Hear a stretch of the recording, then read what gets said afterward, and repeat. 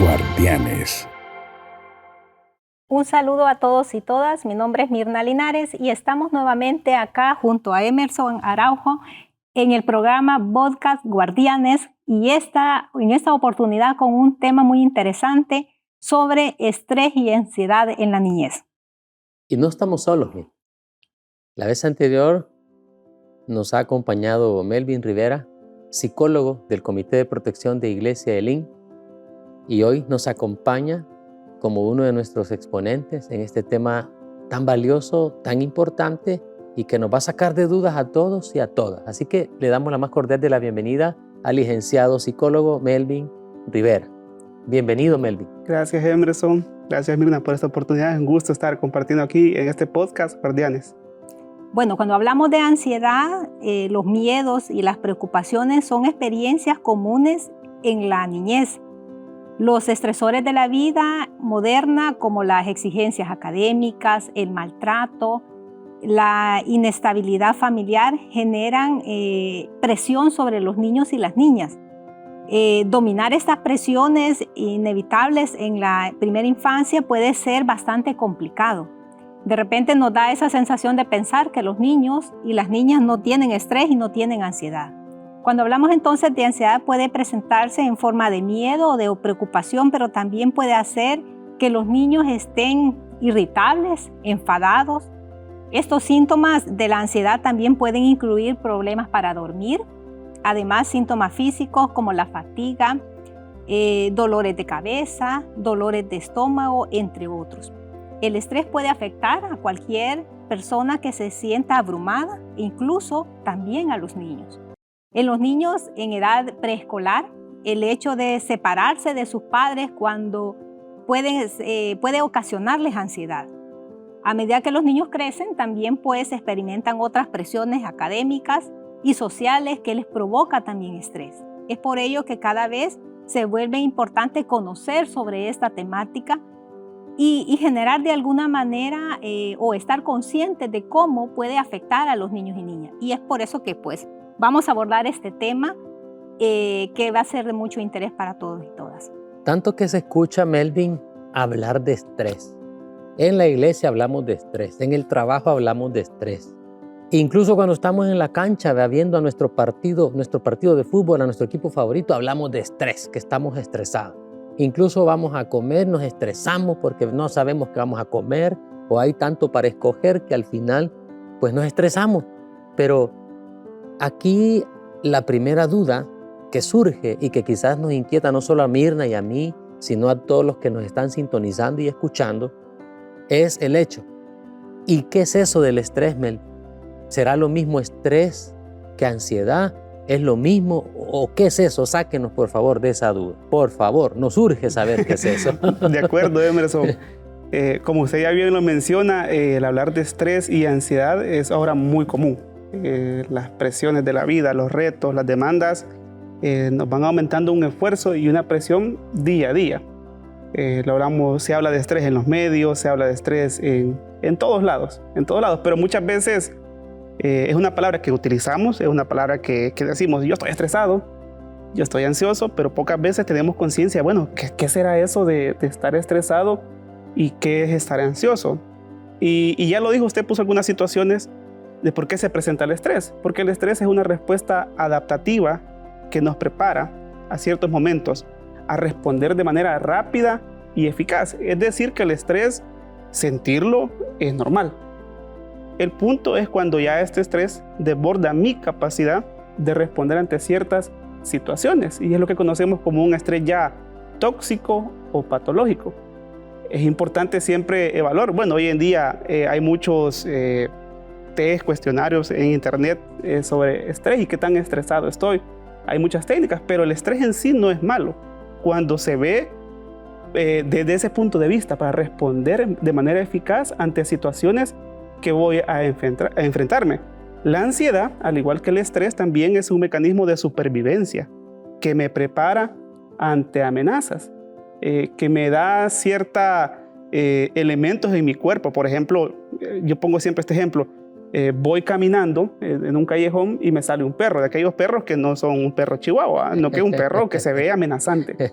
Inmediatamente en mi cuerpo hay una activación, hay una respuesta fisiológica y eso me está preparando para la supervivencia. O sea, yo veo un perro, no me voy a quedar ahí parado a ver qué tal. Más si es un perro que se ve poco amigable, no voy a tratar de socializar con él. Pero ya aumenta el ritmo cardíaco, la circulación sanguínea. La sudoración. Y ya comienzo a buscar por dónde voy a correr. Entonces ahí hay una situación que me está generando estrés, pero ese estrés es utilizado para la supervivencia. Porque si yo me quedo paralizado, es probable que el perro me haga algún daño. Pero, ¿qué sucede? Porque después, digamos, yo vuelvo a pasar por ese callejón y como ya me salió una vez el perro, yo ya, quizás no hay un perro, pero ya comienzo a experimentar cierta ansiedad. Porque el evento anterior fue difícil, fue complicado, entonces ya yo, no hay ningún perro, pero ya comienzo a sudar mis manos. También hay una respuesta fisiológica. Entonces, sentir ansiedad y estrés es normal en cierto punto. Lo malo es cuando ya sobrepasa la capacidad, pero en términos generales, así podríamos definir el estrés y la ansiedad. Ok, y entonces, en los niños y en las niñas, Melvin, el estrés, ¿qué ocurre ahí?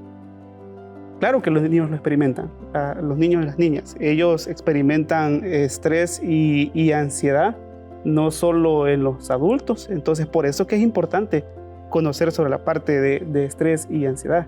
¿Y sabe por qué pregunto, Melvin? Y perdone que lo interrumpa. Es que de momento yo pensaba, Mirna, en el hecho de que los papás a veces decimos, vea, ¿y por qué va a estar estresado este niño? Si este no trabaja, no tiene deudas, Solo ¿verdad? jugar. Él solo come y juega. Come, juega y duerme. Y esa es nuestra respuesta. Entonces uno llega a pensar, será ridículo, ¿verdad? Que mi hijo de 6 años esté estresado porque no sabe qué hago yo, ¿verdad? O cómo me siento yo.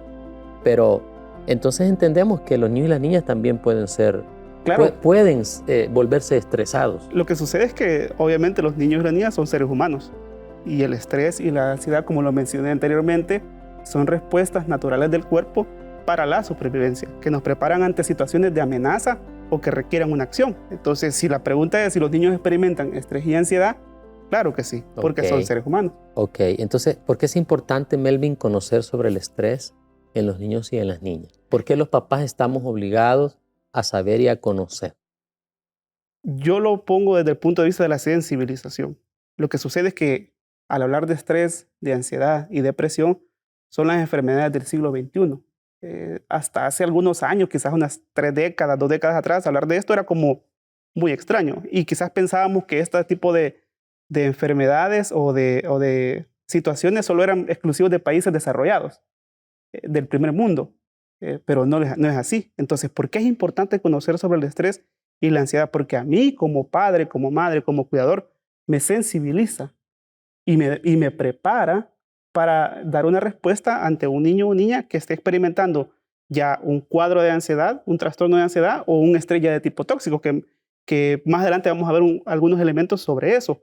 Pero la importancia de conocer sobre el estrés y la ansiedad es porque, como lo decía en la pregunta anterior a usted, Emerson, los niños lo están experimentando, los niños lo están viviendo e ignorar que esto no está pasando, que esto no está sucediendo, sería una forma de no responder a las necesidades que ellos tienen. Entiendo. Melvin, hemos escuchado y a nosotros nos hablan de que los adultos, cuando hemos colapsado, se le denomina aquello el síndrome del quemado.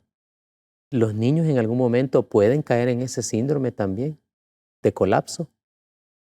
Sí, el síndrome de quemado generalmente se da en esferas laborales, Ok, cuando hay una sobrecarga, cuando ya no hay un disfrute de lo que se hace. ok. Pero en el caso de los niños podría verse desde la óptica de un estrés tóxico. Ya las presiones son diferentes. Ok. Aquí es importante entender que las responsabilidades y las obligaciones de un niño son muy distintas a las de un adulto. Y me quedo con lo que decía Mirna. Uno piensa que los niños, ¿por qué van a estar estresados? ¿Por qué van a estar ansiosos si ellos solo juegan, Pues sí. duermen, Y comen, comen? Eso es y lo que, piden. Sí, eso es piden, lo ¿no? que popularmente se cree. Pero Ok. precisamente amarrándolo con la pregunta anterior, por eso es importante conocer sobre esta temática, el estrés y ansiedad, porque me sensibiliza.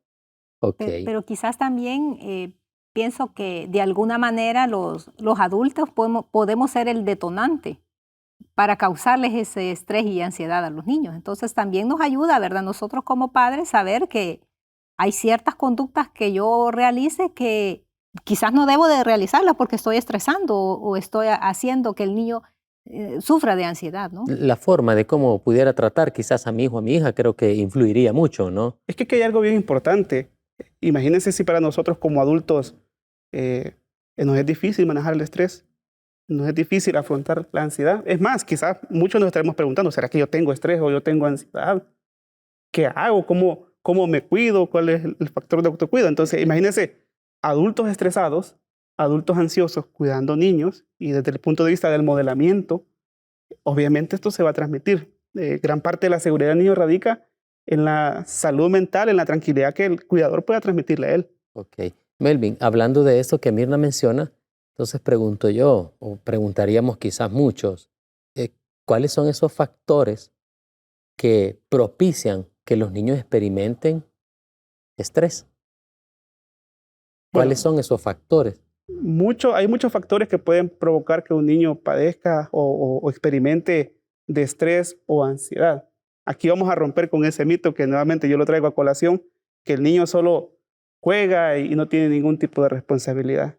Las relaciones familiares complicadas, el maltrato, el abuso, cambios que hayan en la dinámica familiar, situaciones nuevas a las cuales se enfrenta el niño, situaciones en las cuales no se adapte, esto viene a provocar estrés y ansiedad en el área escolar, en el área académica, un niño que tiene mucha sobrecarga escolar, un niño que no tiene tiempo libre, que vive bajo la presión de maltrato, de abuso. Por ejemplo, niños cuidando niños es un factor que puede propiciar estrés y ansiedad, porque como yo lo mencionaba al principio, recuerden que el estrés y la ansiedad son respuestas ante una amenaza. El cuerpo se prepara ante esa amenaza, pero muchas veces esta amenaza sobrepasa la capacidad de responder. Sabemos que los niños tienen diferentes etapas en las cuales cada etapa conlleva momentos importantes. Entonces, los factores que pueden propiciar eso, por ejemplo, el acoso escolar, lo que comúnmente hoy conocemos como el bullying, que está en auge, lamentablemente. Está a la orden del día hoy. Sí, entonces, imagínense un niño que constantemente es maltratado en la escuela, le quitan su comida, el estrés que experimenta. Él no se está enfrentando, como yo lo puse en la imagen al principio, a un perro que lo va a atacar, sino que él ya está asociando que la escuela es un lugar de sufrimiento, es un lugar de castigo. De castigo. Entonces, imagínense un niño que todos los días tiene que enfrentarse a eso, el estrés que comienza a generar en su cuerpo. Y ahí ya no pasa de ser un estrés normal, sino que ya es un estrés que se va volviendo tóxico, porque es constante. También hablando de la escuela, preocupación por las notas. Hay padres que tienden a ser muy perfeccionistas y muy exigentes en el rendimiento académico de sus hijos y generan una gran presión en los niños y en las niñas. Entonces, eso también viene a generar cierto estrés. Mirna, perdón. Me llama la atención esto de los factores porque sin duda alguna alguien de los que nos está observando, nos está escuchando, pueda que vivan en una relación familiar hostil que genera violencia familiar. El papá solo gritándose con la mamá gritándole obscenidades al papá, etc. Y ese es un ir y venir de información que está dañando, ¿no?, la relación familiar o que precisamente ya se la está terminando.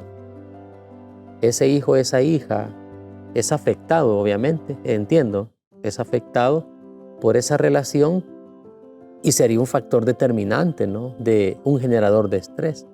Porque yo he escuchado señoritas que dicen, no, yo no me quiero ir para la casa. Se quieren quedar en la escuela con la maestra, donde la amiga, donde el tío, precisamente porque llegar a casa es como llegar a estresarse, ¿no? Porque sabe que ahí está su papá y su mamá ya y que hay un conflicto ahí que no se resuelve nunca. Eso es un factor determinante, ¿entiendes? Sí, claro que sí, claro que sí. Okay. Y quizás en ese sentido me hace pensar, por ejemplo, en los últimos años, pues, y en la situación misma de pandemia en la que hemos estado, ¿verdad? Cómo quizás estos niños que de alguna manera su escape de no estar en casa era ir donde la amiga o estar en la escuela, se vio limitado, ¿no? Porque ya esos espacios estaban cerrados y tuvieron que quedarse dentro de los hogares. Entonces, ¿cómo se agudizó, digamos, esa parte de estos factores que podrían estar generando este estrés y esta ansiedad. Sí, sí, entonces eso que ustedes mencionan de la dinámica familiar, recuérdense que los niños se mueven en el entorno de la familia. Entonces lo que les sucede a la familia lo perciben ellos, a diferencia de lo que los adultos creen. Muchas veces hay una falsa creencia con respecto a eso, que el niño no percibe, que el niño no se va a dar cuenta, pero el niño percibe todas las situaciones que le están amenazando. Entonces la sobrecarga escolar, imagínense la presión que puede generar por parte de los adultos, también lleva ciertos niveles de estrés. Y aquí es importante hablar de esto, como yo lo mencioné al principio, sentir estrés porque tengo que presentar tareas es normal. El punto es cuando esto se vuelve ya repetitivo y excesivo. Ese es el detalle, porque ya el niño no solo lo ve como una amenaza de un día, sino que lo ve una amenaza constante por la presión. Otro factor que puede generar esto son cambios significativos en la rutina del niño, mudanzas. Muchas veces los adultos por diversos factores tienen que mudarse, pero es importante también que cuiden a los niños en esa parte. Quizás nosotros lo hemos experimentado de pequeños, que nos tuvimos que mudar de nuestro domicilio y sentimos un gran estrés, sentimos una gran tristeza por los amigos, por dejar la casita, por la escuela, por la casa, por todo. Entonces, divorcios entre padres que se separan, también es un factor que viene a generar estrés y ansiedad en los niños y niñas. Cambio de colegio también es otro elemento que puede provocar estrés y ansiedad. El nacimiento de un nuevo hermano es otro factor que puede propiciar, porque el niño lo ve como una amenaza. ¿Será que este hermanito o hermanita me va a quitar a mi mamá, me va a quitar a mi papá? Y comienza a estresarse. Y quizás lo vemos normal, esos factores no los notamos. Más cuando los papás le decimos, te vas a caer de la moto. Utilizamos ciertas frases y cabal, popularmente se le comienza a decir al niño muchas cosas. Entonces imagínense qué pasa en la cabeza de un niño que él cree que va a perder a sus papás, que va a perder la preferencia. Entonces eso también comienza a generar cierto estrés y cierta ansiedad. La muerte de un familiar también es un factor que puede generar estrés. Bueno, en este contexto de pandemia, ¿cuántos niños y niñas no se habrán enfrentado a la pérdida de un ser querido? Niños estresados, niños ansiosos, enfermedad, porque ya sea de un familiar o de ellos mismos. Los problemas de salud también pueden afectar y generar cierto estrés en los niños y niñas. Los cambios corporales y físicos propios de cada etapa es otro factor que genera estrés, más cuando no hay una orientación adecuada por parte de los padres y los cuidadores. Solo se dan los cambios, solo se suscitan, pero el niño no entiende. Hace una transición a la adolescencia y está estresado, por eso es que vemos cambios en ellos, pero no se orienta de igual manera. La crisis económica, pérdida de la vivienda, falta de recursos económicos. Entonces son muchos factores los que propician que un niño o niña pueda experimentar de estrés y ansiedad. Ok, bien. Bien, y entonces, bueno, hemos venido hablando de todos esos factores, ¿verdad? Y cómo realmente es la situación. Pero ahora, ¿cuáles son los síntomas que los niños manifiestan cuando están estresados? Fíjense que cuando la particularidad del estrés es que son síntomas más físicos y conductuales, a diferencia de la ansiedad, donde hay síntomas de tipo psicológico también. Sí hay en el estrés, pero se dan más. Sí hay en la ansiedad, en el estrés sí hay síntomas psicológicos, pero se dan más también en la ansiedad. Y aquí nosotros podemos ponernos como ejemplo, ¿qué sentimos nosotros cuando estamos estresados? Nosotros como adultos. La gente dice, es que siento que tengo nudos en la espalda. No dormimos bien, tenemos problemas con la alimentación, andamos irritados, como decimos ahorita, no me hables.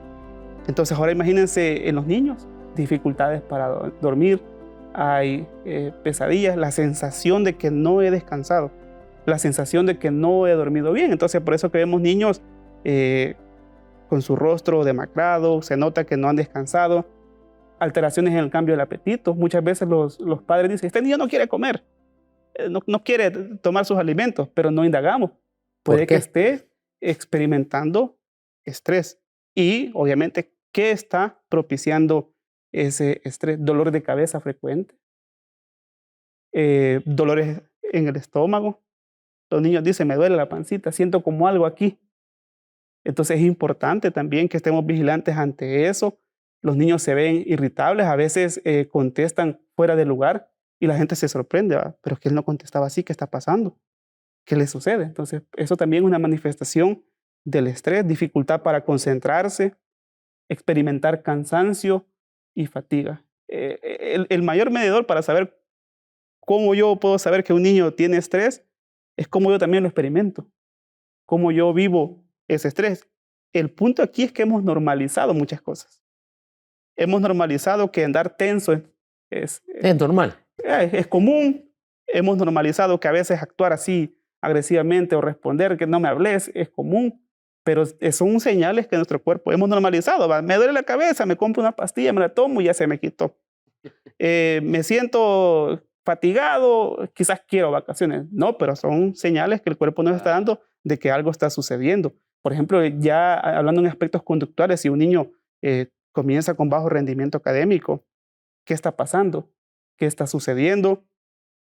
Si hay dificultades para relacionarse con otras personas, si hay apatía, desgana, pero son síntomas que la premisa es que son molestos, no son agradables. Obviamente el niño no le va a llegar agradado decir que qué bueno que tengo dolor de cabeza, mamá, o qué bueno que me duele la espalda, o como y me da diarrea. ¿Qué está pasando? ¿Qué está sucediendo? Porque recuerden que el estrés tiene un impacto directo en el sistema nervioso. Ok. Y entonces cuando hablamos de la ansiedad, ¿cuáles son esos síntomas? En la ansiedad son muy similares a los del estrés, pero hay otros síntomas que son bien particulares y distintivos. Los famosos temblores. Por ejemplo, me tiemblan las manos, me tiemblan los pies, la sudoración excesiva de las manos, lo que comúnmente la gente dice, se me reseca la boca, dice las personas. No puedo hablar. Náuseas también, dificultad para respirar, sensación de fatiga. En el caso de los niños también se da el problema de la pérdida del control de los esfínteres. ¿Qué está pasando? Okay. Niños que ya, por ejemplo, podían ir perfectamente al baño y de repente se orinan en la cama. Puede ser un síntoma. Ahí hay un retroceso. Entonces, tartamudez, temblores, taquicardia, sensación de ahogo, pueden ser síntomas físicos de la ansiedad. De la ansiedad. Con respecto a los síntomas psicológicos, ya viene la parte de los pensamientos. El niño experimenta temores por la noche. Él dice que siente que algo malo va a pasar, que algo malo va a suceder. Le pide a los papás que no se vayan. Le pide a los papás que estén cerca de él. Miedos múltiples o específicos, pesadillas, estados de preocupación constante. Vemos al niño constantemente preocupado, vemos al niño constantemente tenso. Triste también. Entonces aquí ya viene la parte de los pensamientos, porque la ansiedad ahí tiene su manifestación. Recuerden que la ansiedad nos prepara ante una amenaza, pero muchas de ellas son amenazas ficticias que no son reales, porque el estrés que nos ha provocado esta situación está generando ya esta ansiedad. Y entonces el estrés y la ansiedad, que ya vimos que son diferentes, ¿pueden presentarse de manera simultánea? Sí. Lo que pasa es que, como lo dije al principio, el estrés y la ansiedad son respuestas naturales de la lucha, huida que tenemos nosotros, de supervivencia. Excelente. Entonces, hay situaciones que me estresan y obviamente esa situación me va a generar ansiedad. Imagínense, vuelvo al ejemplo de un niño que sufre de bullying en su escuela. Ese es un factor estresante. Pero el niño en la noche no duerme. El niño ya cuando va a llegar comienzan los dolores en su estómago. Que comienza o cuando tiene que ir a la escuela. O cuando tiene que ir a la escuela, comienza a llorar. Ya está experimentando ansiedad. O, por ejemplo, en una tarea, el niño se está preparando para una exposición que va a tener. Eso ya le genera un estrés. Pero no ha llegado todavía la fecha y él ya está pensando en eso. Se siente ansioso, se siente intranquilo. Quizás me voy a equivocar. Entonces sí, puede haber una combinación entre estrés y ansiedad porque ambos son mecanismos de respuesta de nuestro cuerpo ante la huida. Son respuestas de supervivencia. Ok. Bueno, como hemos dicho, ¿verdad? Y nos ha mencionado, el estrés y la ansiedad pues son normales que aparezcan, ¿no? Y que sirven como un mecanismo de defensa, pero también se ha mencionado que en algún momento se vuelve patológico, ¿no? Entonces, ¿en qué momento, verdad, se debe buscar ayuda? O los padres que nos están sintonizando a lo mejor pudieron ya empezar a hacer memoria, ¿verdad? Y decir, bueno, mi hija sí está estresada o sí tiene ansiedad, pero ¿está dentro del rango normal o debo de buscar ayuda? Qué importante esa pregunta porque creo que es la duda que nos genera todo. ¿Cuándo buscar ya ayuda profesional? Yo mencioné 2 elementos anteriormente, que es la persistencia y lo excesivo de esos síntomas de estrés y ansiedad. Vuelvo al ejemplo de un niño que tiene que exponer o presentar un trabajo en su escuela. Si él se presenta ante sus papás y él dice, estoy nervioso, me siento ansioso porque voy a exponer, eso es normal. Ya cuando se convierte excesivo es que mañana, digamos la exposición es dentro de una semana, pero mañana me vuelve a decir que está nervioso y que ahora ya no se siente bien, que le duele el estómago, que siente que se van a burlar de él. Ahí ya comienza a haber una alarma. Luego, al siguiente día me vuelve a decir que está nervioso, es decir, que el niño no logra procesarlo, no logra asimilarlo. Entonces hay una persistencia en cuanto a esos síntomas. Y en cuanto a lo excesivo es que se desborda en una crisis. Comienza a llorar y le dice, papá, mamá, no quiero ir, yo no voy a ir, no quiero asistir, ya no quiero hacerlo, no puedo. Entonces ya se vuelve excesivo. Como decimos, el niño entra en crisis. Entonces ya cuando se dan esos 2 elementos de la persistencia, porque sentir ansiedad y estrés ante ciertas situaciones es normal, pero cuando ya se vuelve algo persistente, constante, y esas manifestaciones se vuelven excesivas ya, que el niño dice, siento que me ahogo, comienza a temblar y lo vemos descompensado, ahí ya hay un llamado de alerta de que algo está pasando, de que algo está sucediendo. Y hay un principio que a mí me gusta siempre mencionarlo. Todo cambio abrupto en el comportamiento del niño es llamado de atención. Es decir, si un niño era extrovertido pero ahora es callado, ¿qué está sucediendo? O viceversa. Si antes era muy callado pero ahora es agresivo, ahora es extrovertido, se vuelve hiperactivo, ¿qué está pasando? Lo está sucediendo. Pero para mí esos 2 elementos son los importantes que debemos de tomar en cuenta en cuanto a la persistencia de esos síntomas y lo excesivo y desbordantes que pueden ser. Y fíjese que en esta parte que usted menciona de esos cambios, ¿verdad? El saber, como mamá, como papá, saber si mi hijo ha experimentado un cambio, pasa por el hecho de que yo le conozca. Porque si yo no comparto con mi hijo, si no conozco cómo es su forma de actuar, probablemente actúe de una manera diferente y yo no me dé cuenta, ¿no? Sí, así es bien fundamental esa parte de conocer a mi hijo. Melvin, yo quería consultar, antes de que Mirna opinara, me generaba la inquietud. Y es porque yo he observado ciertos casos. Pero pregunto, ¿será que una niña, un adolescente, hablaba de 2 términos? Uno, el hecho de lo normal y lo excesivo.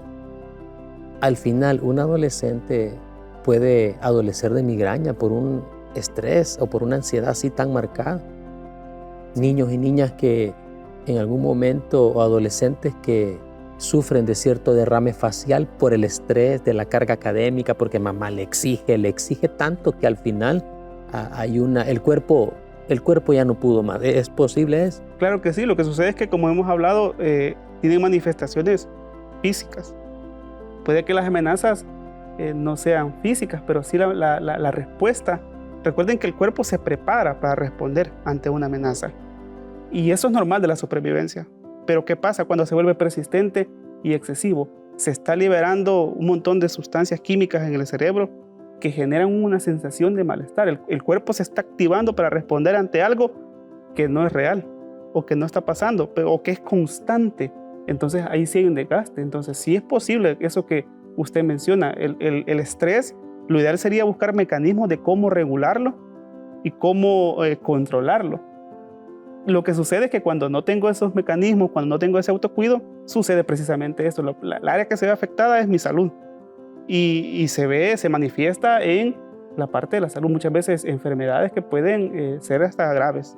Bueno, entonces esto nos lleva quizás a considerar que la familia, de igual manera como en otras temáticas que son de interés, también genera roles, también genera expectativas, ¿verdad? ¿Qué podemos hacer? Es decir, que nosotros tenemos en las manos como una pequeña herramienta o llave para poder ayudarles a nuestros chicos, a nuestras chicas, para que esos niveles de estrés disminuyan y no sean excesivos, ¿no? Porque lo normal, ya dijimos del por qué puede ocurrir. Entonces, en ese sentido, Melvin, ¿cómo nosotros podemos ayudar a una niña o un niño que está padeciendo estrés en este momento? ¿Cómo le ayudamos? El primer gran paso es entender que todos podemos experimentar estrés y ansiedad. Como lo dije en un principio, no es exclusivo de otros países, sino que todos en su momento experimentamos de estrés y ansiedad. Para poder ayudar a un niño que tiene estrés o ansiedad, es importante mantener una buena comunicación con ellos. Como lo dijo Mirna, conocer a mi hijo o a mi hija. La comunicación es clave, escuchar lo que el niño está diciendo, no minimizar lo que el niño me puede estar experimentando. Entonces, imagínense un niño que sienta ese temor por ir a la escuela y la respuesta del padre es: deja de estar haciendo esos berrinches que te voy a castigar. Ahora el niño ya no tiene el estrés que le están haciendo en la escuela, sino que también tiene el estrés por el castigo que le va a ocasionar el papá. Está entre la espada y la pared. ¿Pero por qué se genera eso? Porque no hay una buena comunicación. Okay. No conozco al niño, no lo conozco, no está hablado, entonces lo veo como normal. Y ahí hay que tener cuidado en eso. No debemos de normalizar lo que los niños nos digan. Siempre debemos de estar atentos ante lo que ellos pueden expresar, los síntomas que mirábamos. Me duele constantemente la cabeza. ¿Qué está pasando? ¿Qué está sucediendo? Yo soy siempre me gusta recomendar que en primer lugar las personas consulten la parte médica. Si descartamos la parte médica, luego hay que ver qué está pasando a nivel psicológico y emocional, porque no todo puede deberse a estrés y ansiedad. Puede que un dolor de cabeza sea provocado por una enfermedad que tenga su origen físico, pero estar muy pendientes en esa parte. Entonces, en primer lugar, la comunicación es clave. La comunicación es importante porque ella me va a dar las herramientas para escuchar al niño, no minimizar para nada lo que él me esté diciendo ni me esté expresando, conocer cuáles son sus pensamientos, conocer cuáles son sus sentimientos y sus palabras, no minimizar nada de lo que me diga. Por eso es bueno que los cuidadores, los padres, después que el niño llegue a la escuela, ¿cómo te fue? ¿Cómo estuvo este día? ¿Te sentiste bien? ¿Te sentiste mal? ¿Cómo te sentís con tus tareas? Pero pocas veces se hace eso. En segundo lugar, es importante hablar de prevención y anticiparnos. Y una forma de hablar de prevención, uno es conociendo sobre lo que es el estrés y la ansiedad. Hay tanta información hoy en día en internet sobre esto, entonces la prevención siempre será mejor que lo paliativo, que lo curativo. Entonces será mucho mejor. Hay algunas recomendaciones que, por ejemplo, para disminuir el estrés y la ansiedad de niños, un descanso adecuado y una nutrición correcta. Imagínense un niño que está estresado y que ya son las 9 de la noche y le damos una bebida gaseosa con grandes cantidades de azúcar y queremos que se duerma. Comida chatarra. Le regalamos un chocolate. Le regalamos un chocolate o situaciones o bebidas con cafeína que no son propias para los niños. Entonces, este estrés que está experimentando ahora a una mala nutrición o un descanso adecuado, niños que llegan a las 11, 12 de la noche viendo televisión, no hay control sobre ello, entonces no duermen bien. Recuerden que el sueño está relacionado mucho también con el sistema nervioso. Otra parte que es importante para prevenir el estrés y la ansiedad es compartir tiempo de calidad diario con los niños.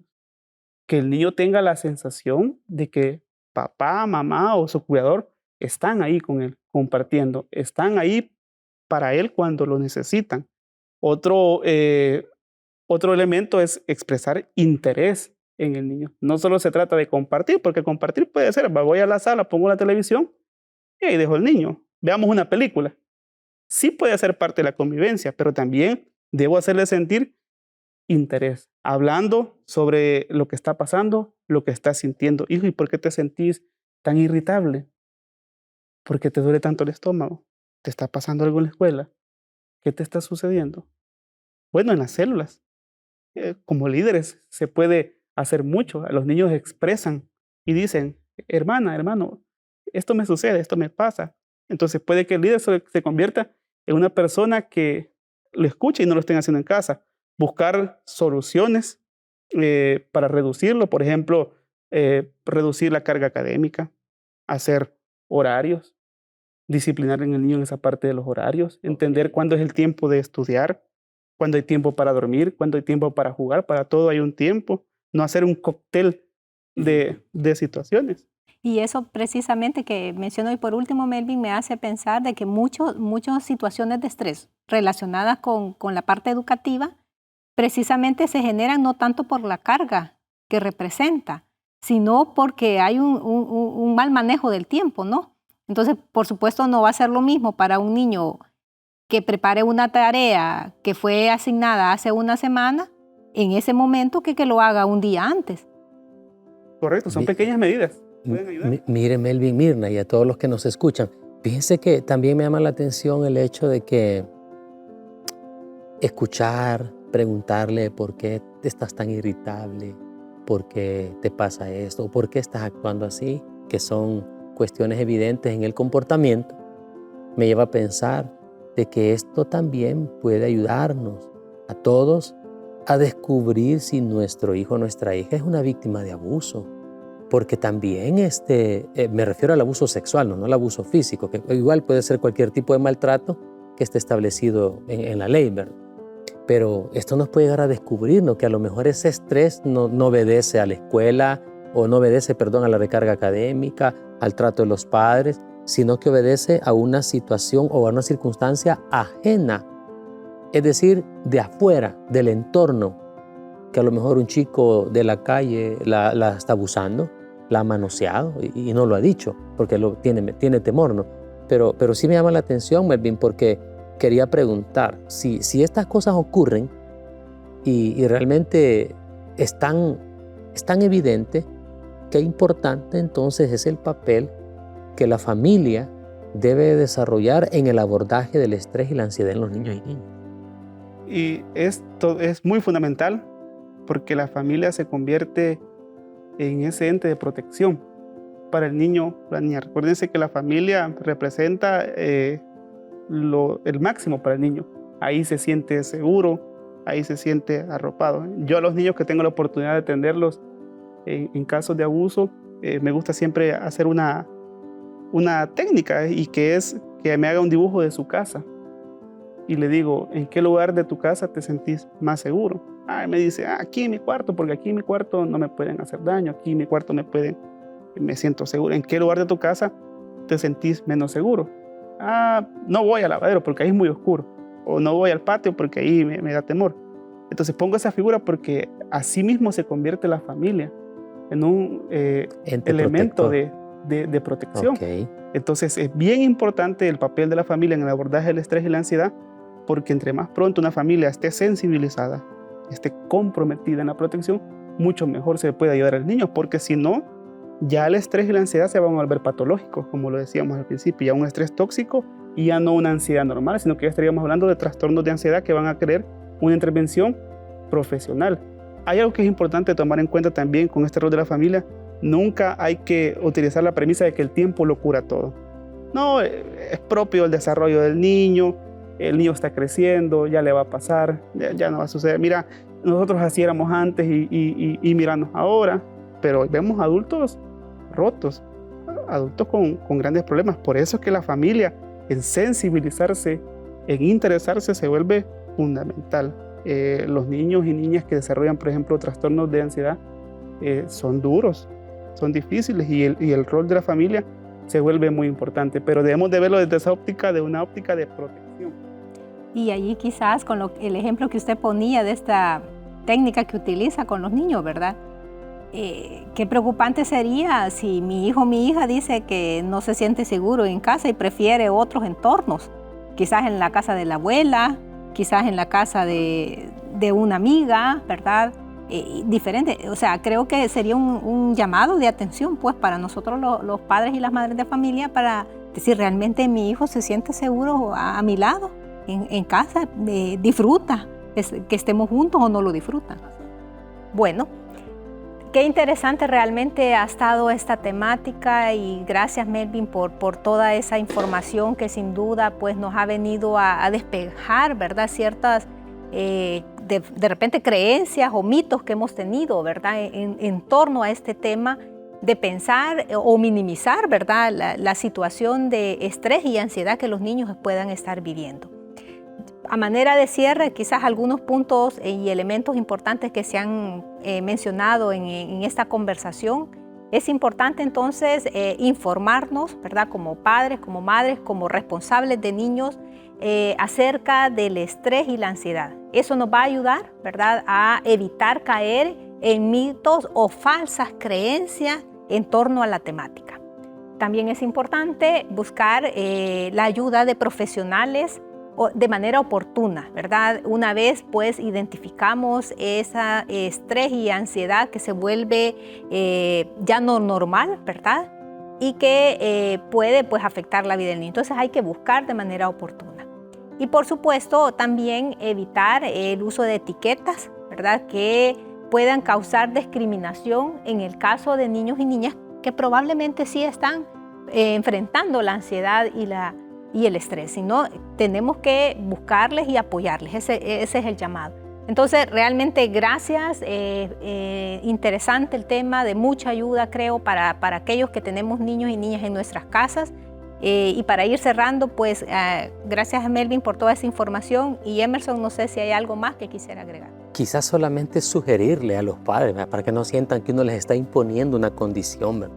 Solo sugerirle a los padres de familia qué importante es lo que acá nuestro compañero y amigo psicólogo Melvin nos ha manifestado en relación a estos dos aspectos. Uno, prestémosle atención a ese niño que le duele la cabeza, que le duele el estómago, que en algún momento está irritable o insoportable, como a veces podemos soler decir, y que tratemos de establecer la confianza para preguntar qué es lo que le está pasando, por qué se siente así, para ir descubriendo, ¿no?, si somos nosotros los que hemos estado influyendo para que él esté así, o hay una situación o circunstancia externa o ajena a la familia que está influyendo a que este niño o esta niña también tenga un comportamiento que esté generando el estrés. Así es que esa es mi sugerencia. Mirna, gracias. Melvin, gracias por el espacio. De verdad ha sido fructífero y esperamos que los que nos han escuchado, nos han estado televisando, también hayan tomado nota de esto, ¿verdad? Así es que gracias a todos los que han estado sintonizando este programa. Bueno, gracias, y les esperamos nuevamente en otro programa donde vamos a estar abordando otros aspectos importantes de la vida de los niños y de las adolescentes.